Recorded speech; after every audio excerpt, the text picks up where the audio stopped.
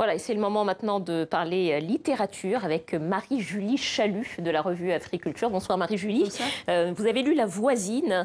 C'est le deuxième roman d'une autrice sud-africaine qui s'appelle Yewande Omotoso. Et c'est l'histoire de deux voisines, une femme blanche et une femme noire dans la société post-apartheid. Oui, c'est Hortensia et Marion qui sont deux octogénaires qui vivent dans une banlieue chic de Cape Town en Afrique du Sud.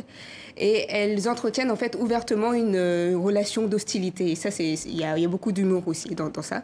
Et c'est deux femmes qui ont réalisé de belles carrières dans le domaine de l'architecture et du design, dans une époque où la plupart des femmes étaient mères au foyer, donc elles ont dû se battre. Et Hortensia, c'est une femme noire qui vient d'une famille de la Barbade. Elle est née en Angleterre. Elle a fait sa vie ensuite avec Peter, un Anglais, un homme blanc, et ça n'a pas été quelque chose qui a été accepté dans leurs familles respectives. Ils ont un moment vécu au Nigeria et puis ils ont fini par vivre en Afrique du Sud, dans cette banlieue, qui est un quartier principalement blanc, et où elle devient la première propriétaire noire.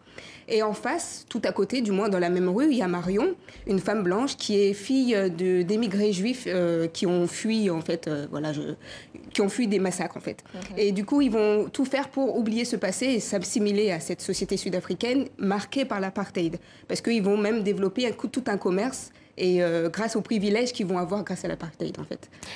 Et finalement, c'est un peu des parcours croisés, finalement, ces deux histoires, parce qu'on a l'impression que tout les oppose, mais dans ce que j'entends aussi, elles ont des parcours similaires, quelque part. En tout cas, par un concours de circonstances, elles vont finir par vivre ensemble sur le même toit.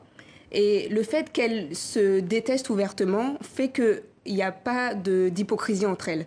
On sait d'ailleurs pourquoi elles se détestent. Je pense que le fait qu'elles soient noires et blanches, je pense que ça joue. Et puis leur classe sociale aussi. La classe sociale fait que, bon, même si Hortensia quand même a atteint une classe sociale très privilégiée, elle a une carrière internationale dans le design qui a fait qu'elle peut se permettre de s'installer dans ce quartier blanc qui, normalement, elle n'aurait pas pu le faire si elle n'avait pas une classe sociale aisée.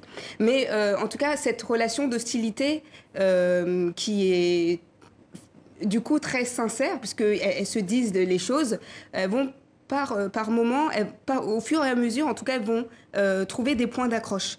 Et elles vont tenter de s'apprivoiser.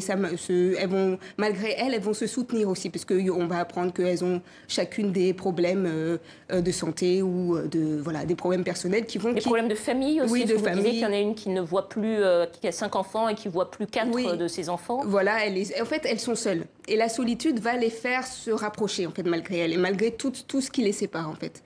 Et c'est ça qui est beau, puisqu'elles vont quand même tenter, malgré tout, de vivre ensemble. Et pour moi, c'est une sorte de métaphore de la société sud-africaine. En fait. Oui, justement, parce que ce vivre ensemble qui est raconté dans ce roman, ça donne à voir quelque chose aussi de la société sud-africaine. Oui, et c'est pas le vivre ensemble dans l'optimisme béat comme le mythe de la nation arc-en-ciel a pu faire. Mais en fait, ça va vraiment dans les... Parce que le roman, il raconte comment l'apartheid continue encore à influencer les relations humaines. Et le personnage de Marion est super intéressant pour ça, puisque elle, par exemple, enfant, elle demandait à ses parents mais pourquoi les Noirs sont moins bien traités que nous, et ses parents se taisaient. Et Marion va faire comme ses parents. Elle va vivre avec ce système-là. Elle va arranger sa moralité par rapport à ça.